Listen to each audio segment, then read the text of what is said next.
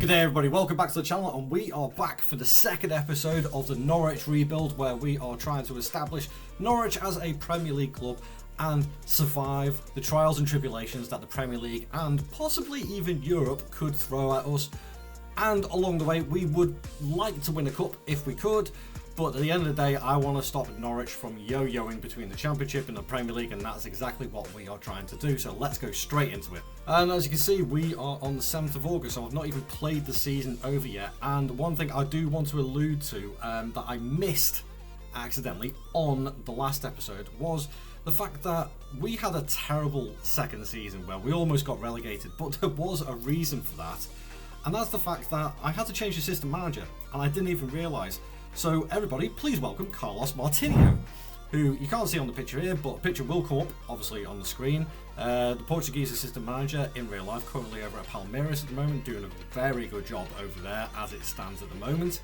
And he comes in with some absolutely excellent attributes, very good all the way through the coaching attributes, very good in the mental attributes, and also judging player potential. This guy is one top assistant manager. And if we're going to have a look at our previous one as to why he left, well, he got poached from us for Brighton, and now is wanted again, coincidentally, by Newcastle. So yeah, unfortunately that did happen, and that could go some way to explaining why our form was so diabolically poor in Season 2. But we move on into the future as we are in Season 3, and we have made some transfers as well. So if we have a look at the transfer history, and we'll go back one here. So we have 3 transfers that have come in. If I rearrange that, we had no sales before the tick over. So the 3 players that have come in, I'll start with a free transfer first. Alex Luna came in on the 1st of July, an attacking midfielder from Argentina. He was plying his trade at Independiente and Rafaela. He was on loan there for a little bit. I don't know what's going on with that transfer. So he was at Rafaela, then Independiente for 2 years, Instituto for a year, and then went back to Rafaela, and then contract ran out and he's come to us. So he's played 9 games already, not exactly settled in just yet, but we'll see. We'll see what happens with him. Back we go. But one thing I did want to rectify more than anything else, I needed a better goalkeeper.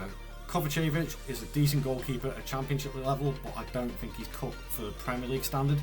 So I've gone with the goalkeeper that was probably the best that I could get, but he's a player that I've already used before, and that's Swiss goalkeeper Marvin Keller.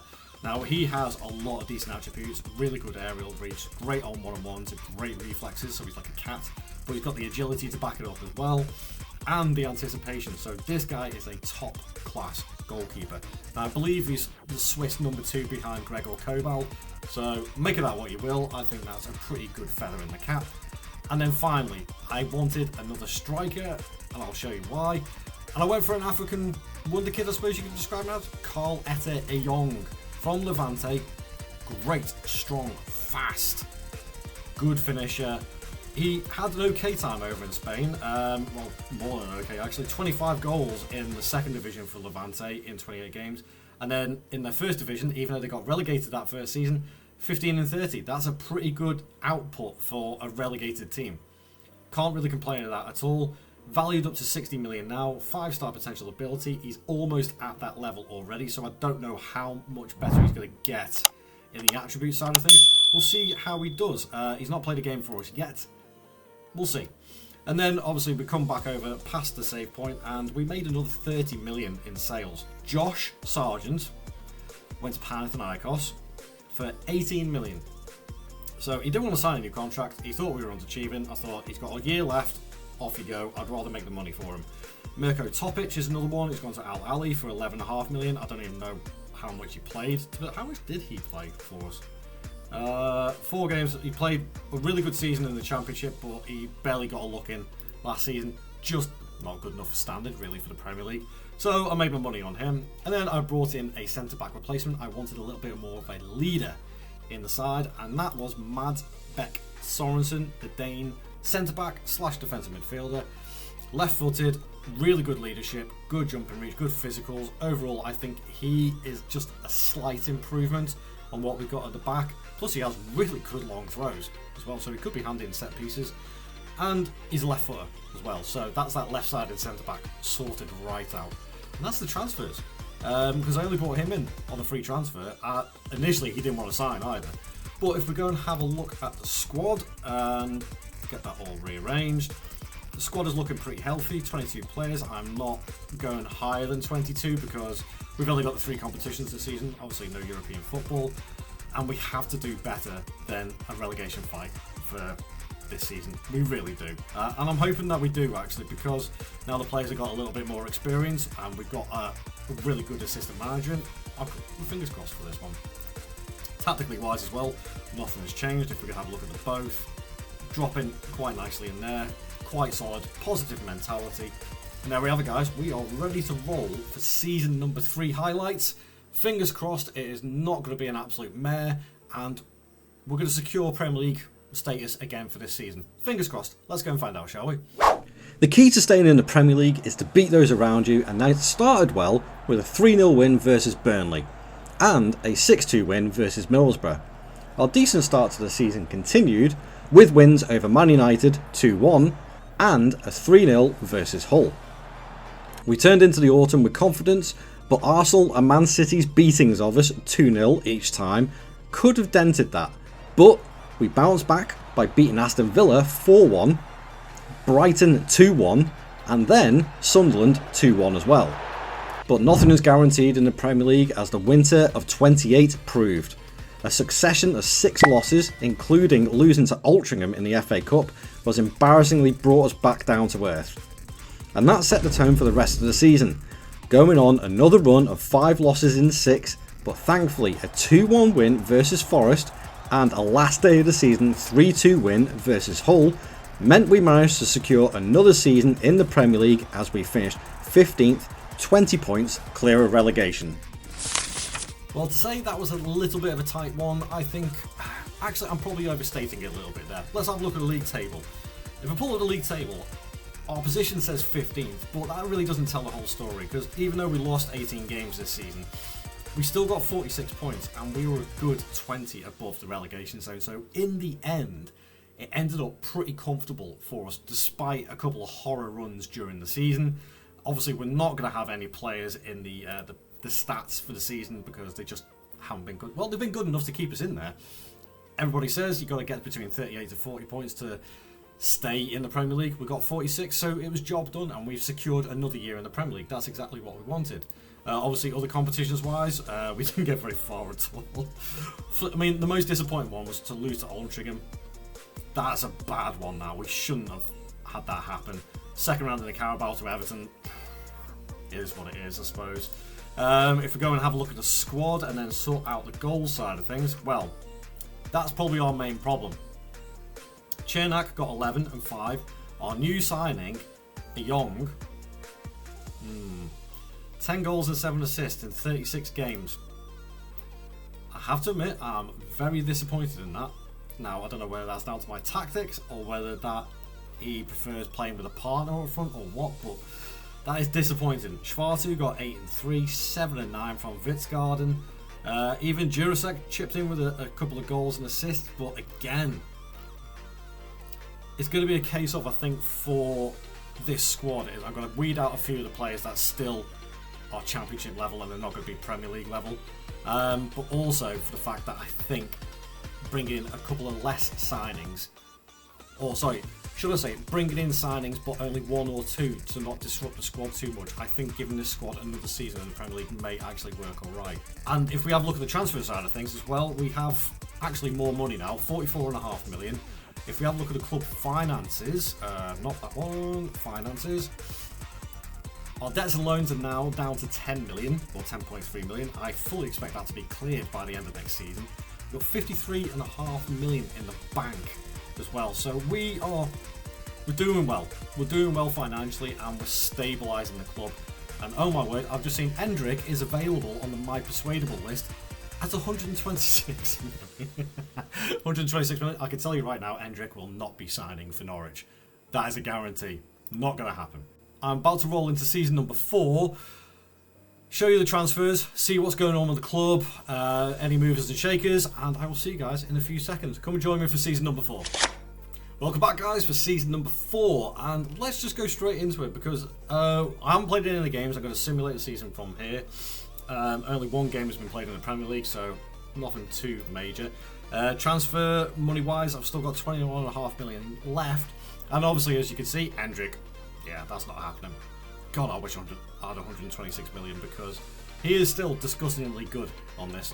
It is ridiculous. Criminal, in fact, that Madrid aren't even playing him.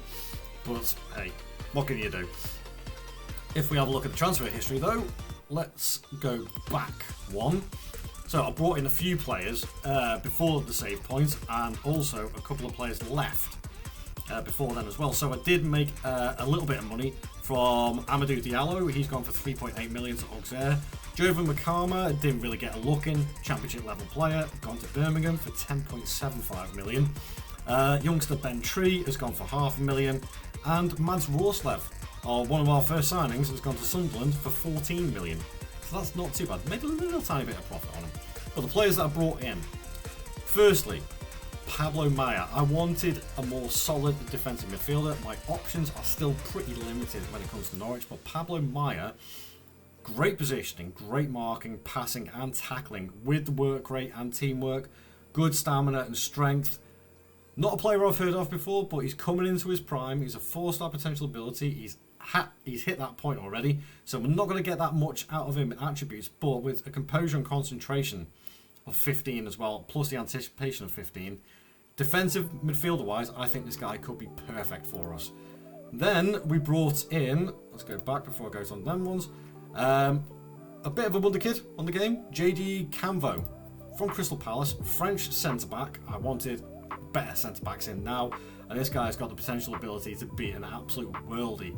Very physically strong, quick, but he's also got the mental attributes, determined, anticipation, and he's got the technicals to back it up as well. Great first touch for a centre back. So I think this guy, he's playing a lot of games already. Not in the Premier League, but in Europe and the Olympics. We missed him for that, unfortunately. And also, finally, Kevin Angulo is another striker I wanted to bring in to give a little bit of competition to Eyong, to see if that will push him a little bit more. The only thing that concerns me about him is his teamwork and his vision. But technically and physically, not too bad. He's a little bit lightweight on the strength side of things, but it is what it is, I suppose. Best of the bad options. And then also, I made another 10 million on sales. Adek Boyega has gone to Zaragoza for 3.6 million. 2.3 million for Alex Luna, who only lasted a season. Kovacevic has gone to Blackburn for 1.3 million. And a couple of other small sales here and there. But I did bring in a couple of other players. I needed a backup goalkeeper, so that was Ferran Huetlas from Real Madrid. Really good backup goalkeeper, still young, got a decent potential ability. Who knows, we may get a decent one out of him. I have no idea. And then I brought in, I'll come to the big one in a second, brought in this one, Wilfred Nonto. Former wonder kid and still pretty darn good on this game at 24. 4-star potential ability, he's not hit his full potential yet. Wanted to come in as a fringe player, and I got him so cheap for 4.5 million. Couldn't believe it, and he's still only valued as 7.6.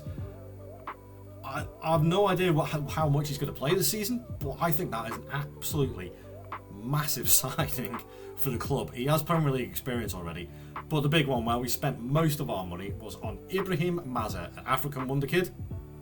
Keep an eye out for a couple of African wonder kid videos from myself and Sort Out SI in the build-up to the AFCON coming up this Christmas. Ibrahim Maza is one of those players that's in that list, and he is very, very good. 22-year-old Algerian, kind of gives me the Mahrez vibes. Great at dribbling, great technique, great flair. Even physically, not too bad. A little bit lightweight on the strength again, yes, but he does have the pace and acceleration and agility to be a very, very good attacking midfielder. Plus, the potential ability is still there, and he's got the teamwork, vision, and work rate as well to match it.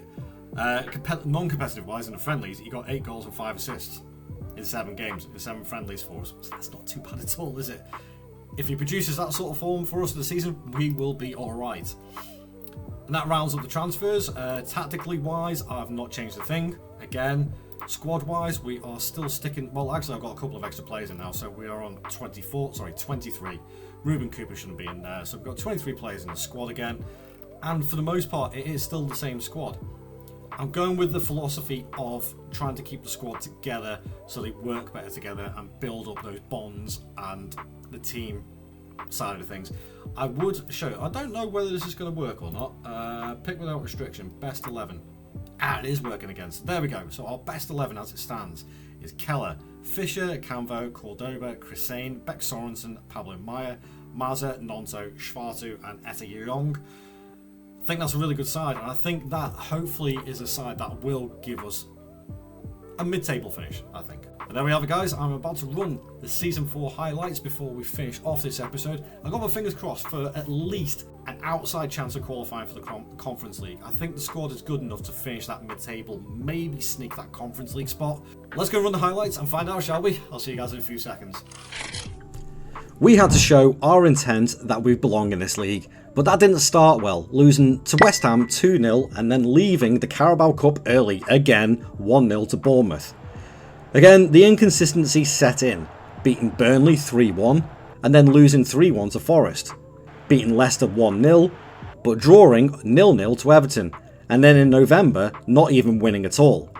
But in December we corrected our course with an epic 3-2 win versus Liverpool, a 3-2 win versus Brentford, and a classic East Anglian derby win over Ipswich, which was 2-1, and that certainly lifted our Christmas spirits.